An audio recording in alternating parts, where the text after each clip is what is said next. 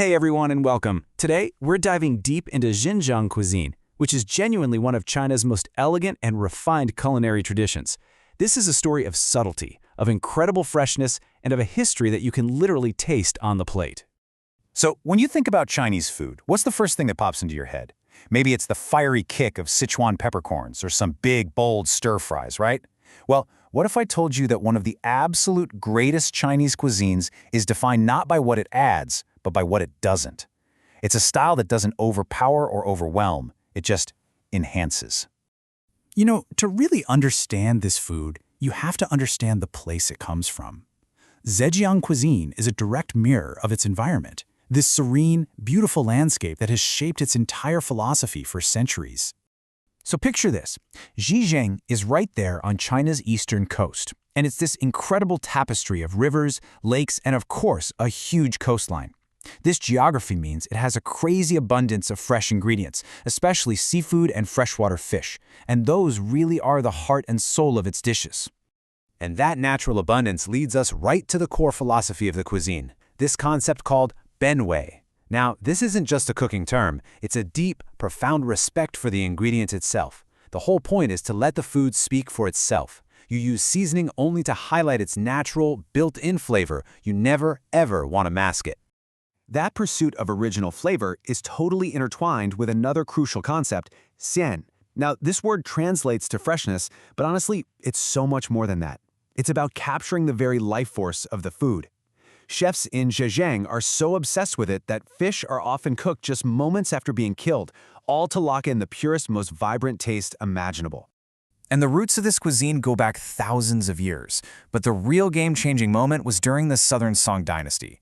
The imperial court actually moved its capital to Hangzhou, bringing all these refined northern cooking techniques with them. When those techniques met the incredible local ingredients of the South, well, it was a culinary explosion. It just elevated the entire cuisine to a whole new level of sophistication. And you know, that sophistication wasn't just for the emperors.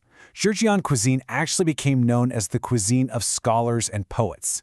Many of its dishes are deeply connected to art, to literature, and to some amazing stories.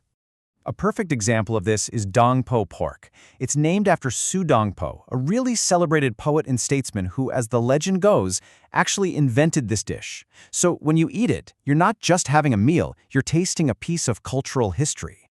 And the process to make it, it's kind of like poetry in itself. They take this gorgeous piece of pork belly and slow braise it in a fragrant mix of soy sauce and local Shaoxing wine. That long, slow cooking is the absolute secret. It renders the fat down, transforming it into this gelatinous, meltingly tender texture that's incredibly rich and mellow, but, and this is the magic part, surprisingly not greasy at all. Okay, how's this for a mind bender? A fish dish that's often said to taste like crab. This is the super intriguing description you'll often hear for another Zhejiang icon, the Westlake fish in vinegar gravy.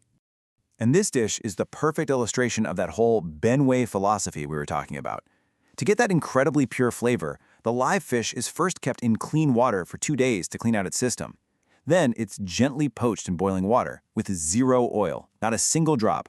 The magic comes from the glossy, sweet and sour black vinegar sauce that gets poured over the perfectly tender fish. It's a total masterclass in technique. Oh, and the creativity just keeps going. You've got Longjing shrimp, where fresh Little River shrimp are stir-fried with local dragon well tea leaves, which infuses them with this amazing, delicate aroma. And then there's Beggar's chicken, a whole chicken, wrapped up in clay and baked. It's a legendary dish that really became an icon in Hangzhou. So, it's pretty clear that Zhejiang cuisine is elegant.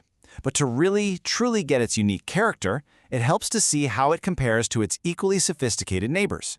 If you look at this, you can see that all three cuisines, Zhejiang, Jiangsu, and Cantonese, really value delicate, fresh flavors. The difference is all in the approach. While Jiangsu is famous for its super elaborate knife work and Cantonese is the master of steaming, Zhejiang's focus stays laser-sharp on capturing that absolute peak moment of freshness, often with less complex prep. It's a subtle difference, but it's a really important one. And here's the thing, even within Zhejiang itself, there isn't just one style. The cuisine is actually a family of 4 pretty distinct regional approaches, and each one has been shaped by its own local geography and culture. So, first up, you have the refined, almost imperial style of Hangzhou with its famous sweet and sour flavors. Then you head to the coast in Ningbo, where the focus is all on salty, savory seafood straight from the ocean. In Shaoxing, they make amazing use of their famous yellow wine, creating these really pungent and fragrant dishes. And then, down the coast in Wenzhou, they specialize in seafood that is exquisitely light and fresh. It's an incredible spectrum of flavors, all under one umbrella. Okay, so we've just taken a whirlwind tour through the world of Zhejiang food. What are the big ideas? The most important things to remember? First, it is all about that philosophy of freshness, the ideas of xian and benway, preserving the food's original flavor. Second, remember its deep connection to poets and scholars, which gives it this incredible cultural depth. Third, appreciate that its simple appearance hides some seriously precise and masterful techniques. And finally, know that it's not just one thing. It's a diverse family of 4 distinct styles.